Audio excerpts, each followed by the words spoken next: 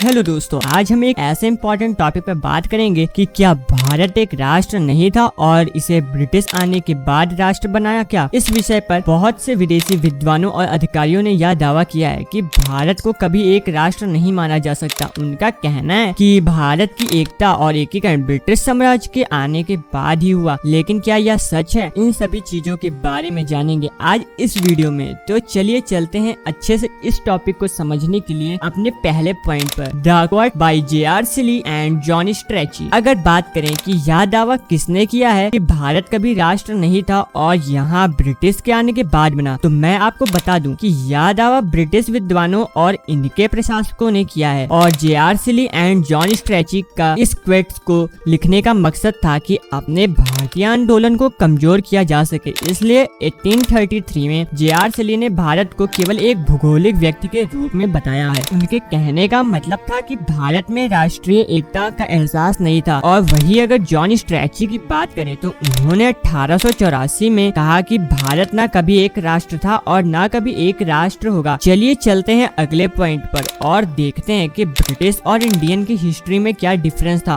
और साथ में ये भी समझेंगे कि क्या भारत राष्ट्र था या ब्रिटिश के आने के बाद हुआ। तो चलिए चलते हैं सेकंड पॉइंट पर, ए डिवाइडेड और United nation exploring it historical context. मैं अगर बात करूं कि क्या ये सच में राष्ट्र नहीं था, तो मैं बता दूं ये दावा करने वाले वही ब्रिटिश के लोग हैं जिन्होंने ब्रिटिश अधिकारियों द्वारा प्रसारित कथाओं को रिक्यूरेंस कर रहे हैं। अब अगर इसमें इम्पोर्टेंट बात करें ब्रिटेन की हिस्ट्री देखते हुए, तो ब्रिटेन ने अपने सिंगल पहचान 1707 में बनाई थी, जब जेम्स स्कॉटलैंड का छठा राजा बना और उसके बाद उसने दोनों राज्यों को एक किया था। और हम ब्रिटेन की हिस्ट्री के बारे में थोड़ी और बात करें तो विभिन्न संस्कृतियों और जातियों के आदान प्रदान के कारण उनकी सामाजिक और सांस्कृतिक पहचान का विकास नहीं हुआ। अगर वहीं दूसरी तरफ इंडिया की हिस्ट्री देखें तो उसने अनेक सांस्कृतिक भौगोलिक बदलाव के बावजूद एकता और सहयोग बना रहा। इसलिए भारत के इतिहास में सामाजिक, सांस्कृतिक और राजनीतिक एकता के मामले में ब्रिटेन के साथ तुलना करना मेरे ख्याल से ठीक नहीं है, क्योंकि इन दोनों देशों का इतिहास में महत्वपूर्ण अंतर है। अभी आप समझ गए होंगे कि ब्रिटेन और भारत की हिस्ट्री में कितना बड़ा डिफरेंस है। चलिए अब आगे बढ़ते हैं अपने थर्ड पॉइंट पर, जिससे आप लोग अच्छे से फाइनल कर पाओगे क्या ये अपना जो भारत है वो राष्ट्र पहले से था या ब्रिटिश के आने के बाद बना। तो चलिए चलते हैं अपने थर्ड पॉइंट पे, the unity and cultural diversity of ancient India. अब वैसे तो आप समझ गए होंगे कि भारत अपना पहले से राष्ट्र था या फिर ब्रिटिश के आने के बाद हुआ है। थोड़ा और आपको क्लियर करूँ तो इस दावे को बहुत ही अविवेकपूर्ण माना जा सकता है। भारत की ऐतिहासिकता में हमें सभ्यता, राजनीतिक, धर्म और सांस्कृतिक एकता के उदाहरण मिलते हैं। वैदिक काल से मौर्य साम्राज्य, गुप्त साम्राज्य जैसे अवस्थान्तरीय समयों में भारत एक राष्ट्रीयता का प्रतीक रहा है। यहाँ उनके राजवंशों ने भारतीय सभ्यता और संस्कृति को समृद्ध किया है और इसे एकत्रित रूप दिया। ये था मेरा ओपिनियन। अब आपको क्या लगता है कमेंट करके बताना। वीडियो अच्छी लगी तो वीडियो को लाइक करना, चैनल पर न्यू हो तो चैनल को सब्सक्राइब करके बेल आइकन मस्ट दबा देना। हम मिलते हैं न्यू वीडियो में, तब तक के लिए पीस आउट।